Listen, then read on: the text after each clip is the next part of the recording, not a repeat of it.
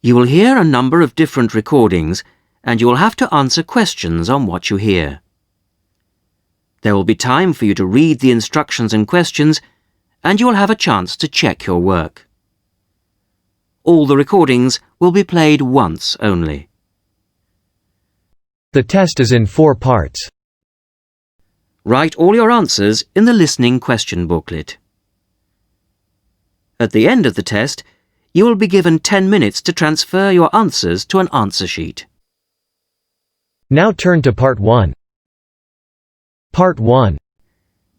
You will hear a conversation between 2 friends who are planning to visit a friend of theirs who has just had a baby. First, you have some time to look at questions 1 to 5.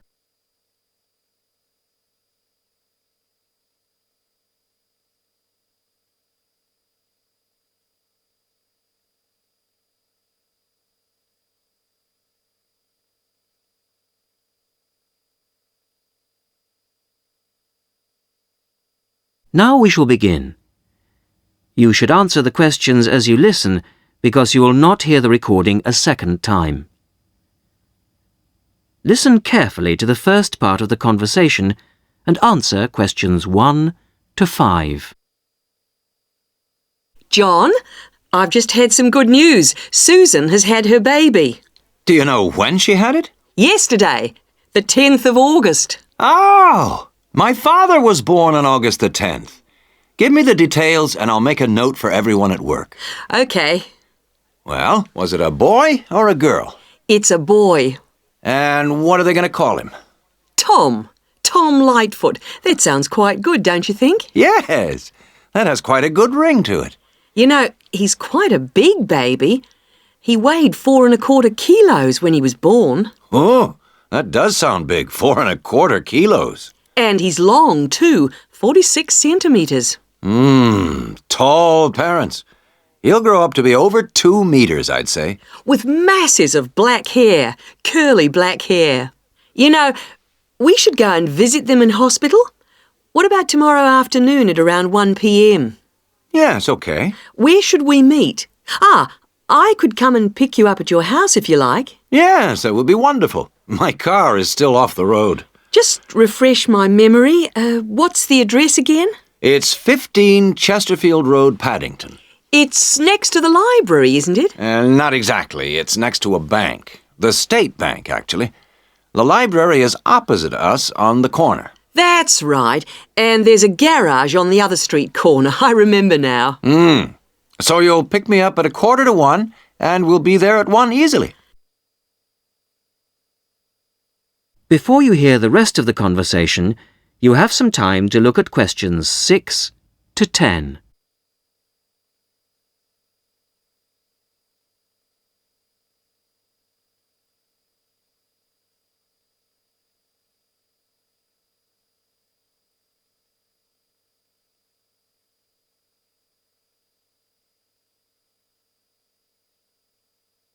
Now listen and answer questions 6 to 10.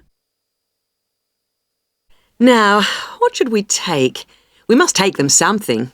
I always think flowers are good to take to someone in hospital, don't you? Well, not really. Everyone always brings flowers and they don't last. I think it's much better to take a pot plant so she can take it home with her. Yes, but then she has to remember to water it. And what about a big box of chocolates? Okay, chocolate sounds fine. We should get something for the baby too. What do you think? Yes, you're right. What do you think of something like baby shampoo or talcum powder? Or we could get a little hat or something like that. We don't know the size or the right color, do we? I think we should get something they wouldn't normally buy. What about a soft toy of some sort? Yes, a soft toy. What about a teddy bear? I could get one early tomorrow at the market, and I could probably get the chocolates there, too. Good. So you'll pick me up at 1:45 at my place, and I'll make sure that I've got the presents. You must remember how much you paid for the gifts, so I can pay you back for half. If they're going to be from both of us, I would like to go shares. Okay.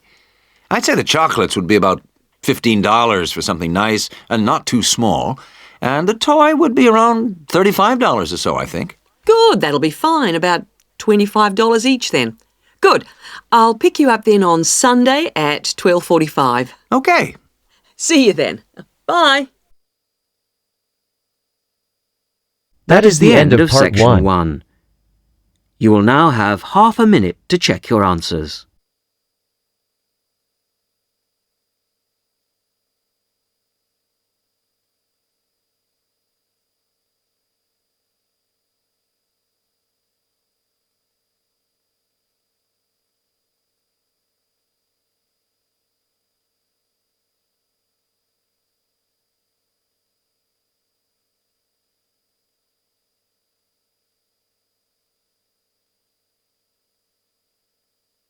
Now turn to part 2. Part 2. You will hear a popular science radio program. Liz Shearer talks about some new devices for use in the home. First, you have some time to look at questions 11 to 16.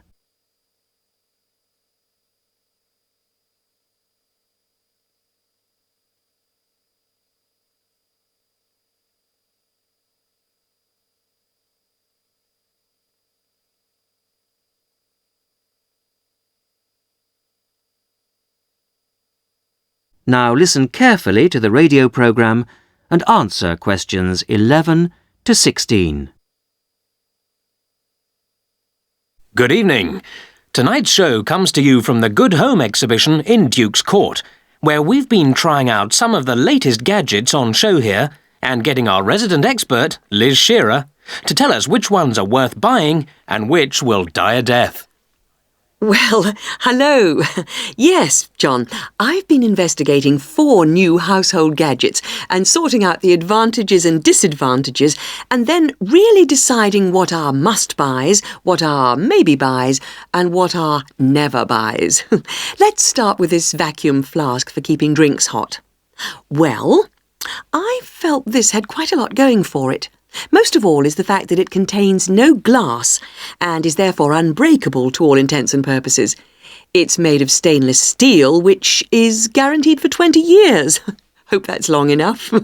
And it's true what the manufacturer claims, that it does maintain heat for 18 hours. So that's pretty good. On the downside, it really works out to be quite expensive, and much more surprisingly, it unfortunately leaves a strange taste, when you've drunk from it.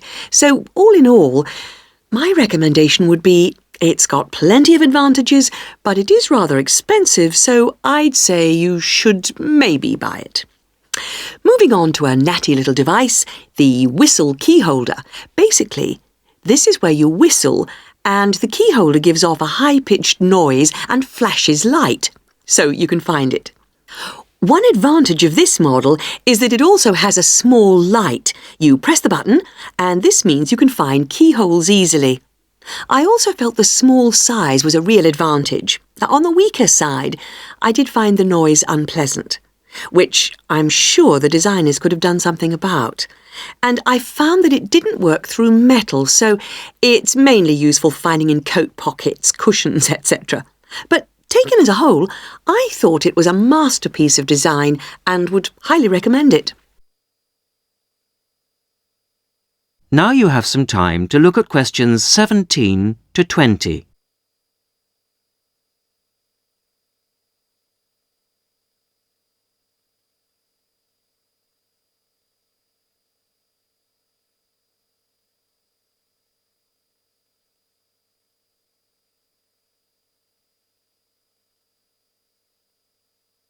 Now listen and answer questions 17 to 20.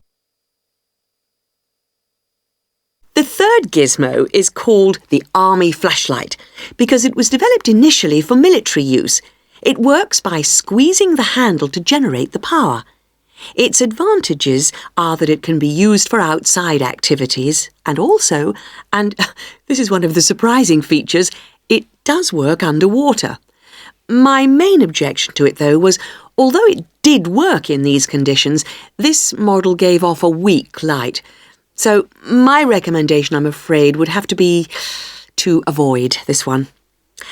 The Decoy Camera was last on my list. This is a fake video camera which you fix to your wall to scare off burglars. The advantage of this model is something which makes it look very realistic. It's flashing light. On the downside, it was quite difficult to fix to the wall. However, burglary is such a major problem these days that it is worth the effort. So, this gets my strong recommendation. OK, thanks for that, Liz. And now I'd like to...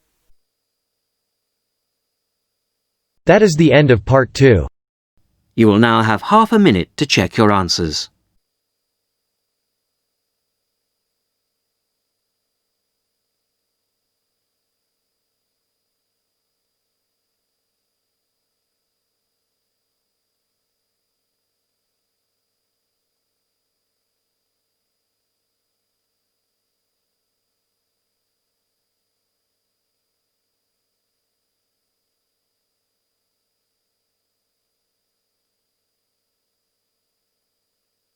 Now turn to part 3. Part 3. Listen to a female student, Amina, talking to her tutor, Dr. Bryson, about her project on local history. Amina has completed a first draft of the project. First, you have some time to look at questions 21 to 26.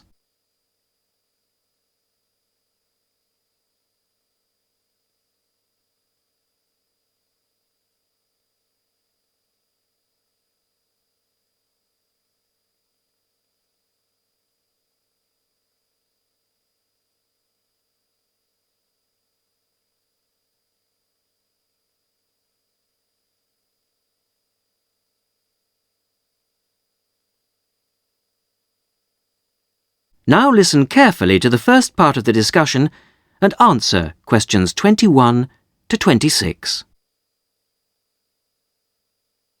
Well, Amina, thanks for letting me have your draft in such good time. Oh, that's all right. I was just very anxious to hear what you think of it. You can see that I decided to change the topic. I had been interested in looking at Bering's factory. Oh, I think the hospital was a much better choice. In fact, well, I have to say that I thought it was good.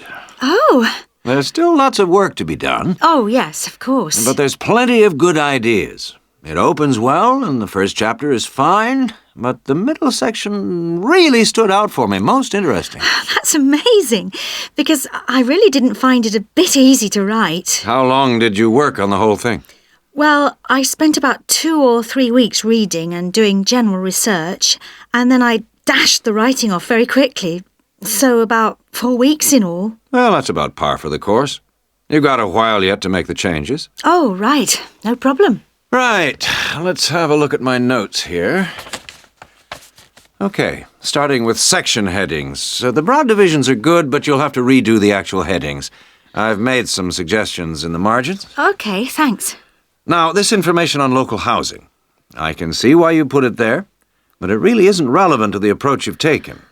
I think I see what you mean. Now, what did I say about the interviews? Oh, I worked very hard on those. I really thought they were valuable. Oh, they are, Amina, but they're very complex and rather unclear at the moment. You're going to have to spend a bit of time making the data a lot clearer. OK, as long as I don't have to remove them altogether. No, don't worry. What about the chronology, the list of dates? I wasn't sure whether I should rewrite those. My advice on that is to take them out. I feel it makes the whole piece appear too simplistic. OK, if it'll help. Now you have some time to look at questions 27 to 30.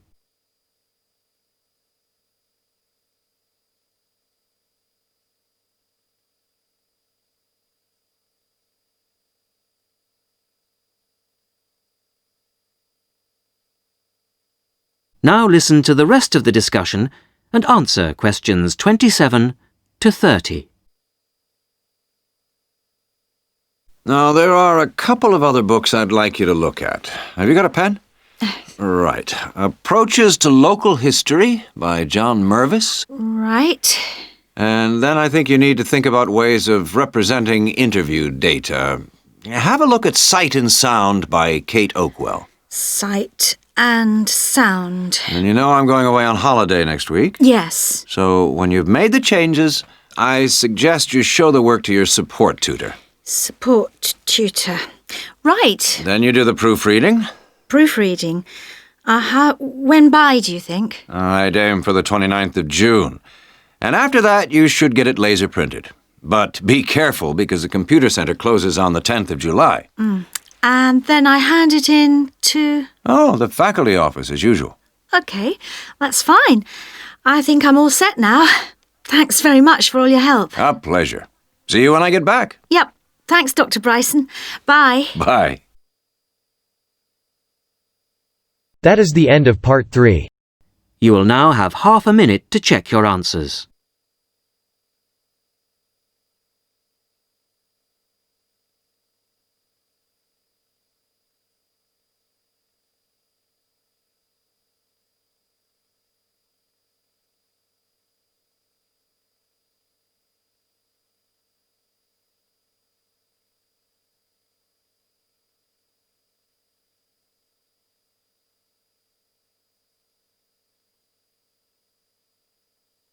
Now turn to part 4. Part 4. You will hear a talk given by a university lecturer about the impact of environmental noise on a proposed building site. Before you hear the talk, you have some time to look at questions 31 to 35.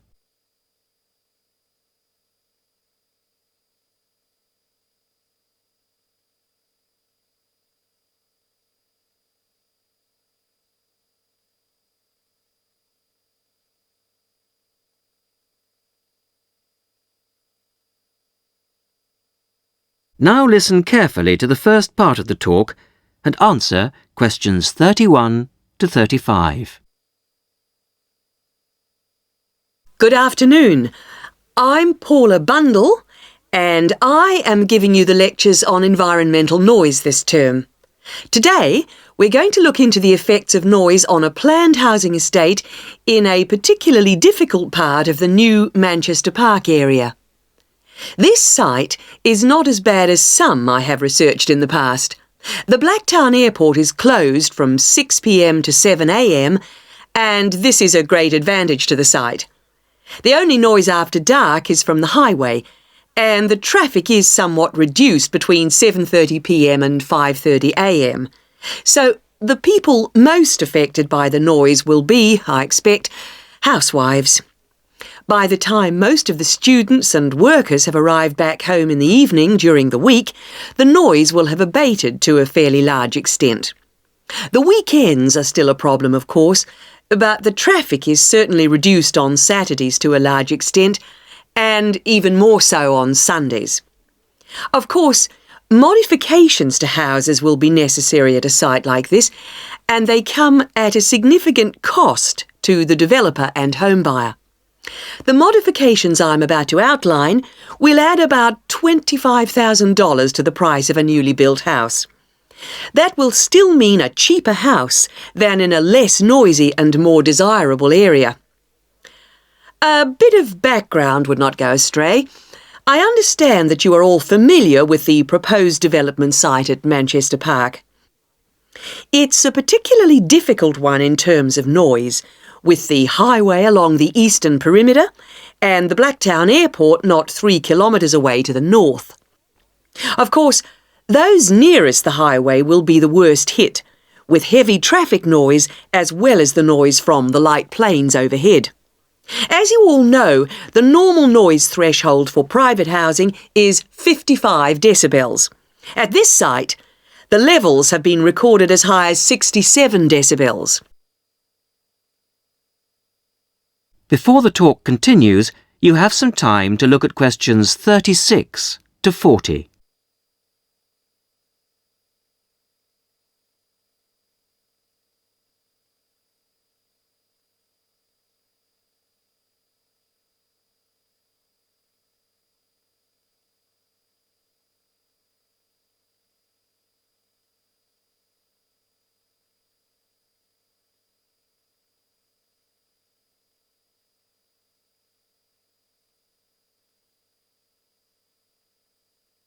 Now, as the talk continues, answer questions 36 to 40.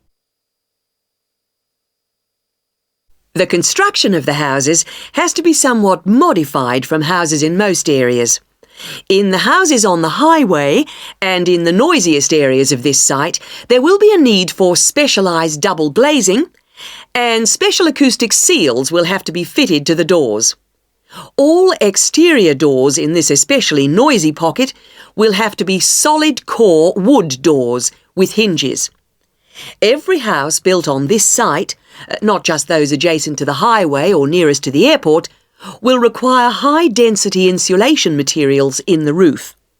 Not only will all the roofs need insulating, the exterior walls will be required to be double brick. All ceilings will require double-thickness plasterboard to be used in the construction. In the noisiest areas, mechanical ventilation will have to be installed in the exterior walls. In those areas with sealed windows, it will be necessary to fit fans with absorbers to cut out the noise in those particular houses.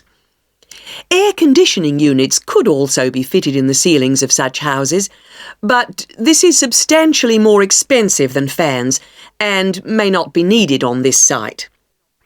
Coming back now to the double glazing I mentioned before, specialised double glazing requires a larger air gap between the inner and outer glass than normal double glazing. The gap must be at least 7 centimetres. The thickness of the glass is also a factor, 8 millimetres on the outside and 6 on the inside pane. It's essential that the glass be thicker on the outside than on the inside, and that the gap between the panes of glass be a minimum of 7 centimetres. Obviously, the noise factor will have to be taken into consideration with the layout of the houses. Living areas will have to be designed at the back of the houses, away from the highway.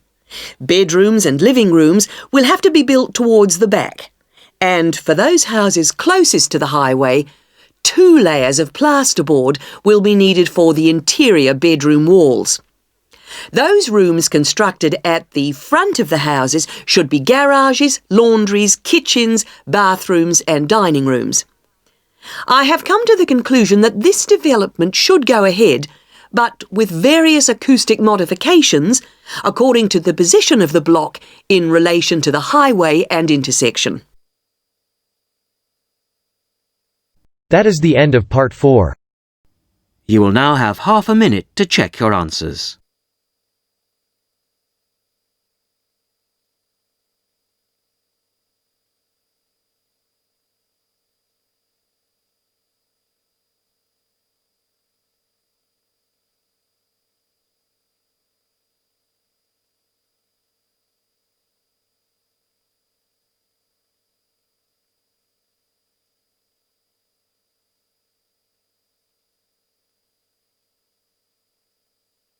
That is the end of the listening test. In the Ielts test, you would now have 10 minutes to transfer your answers to the listening answer sheet.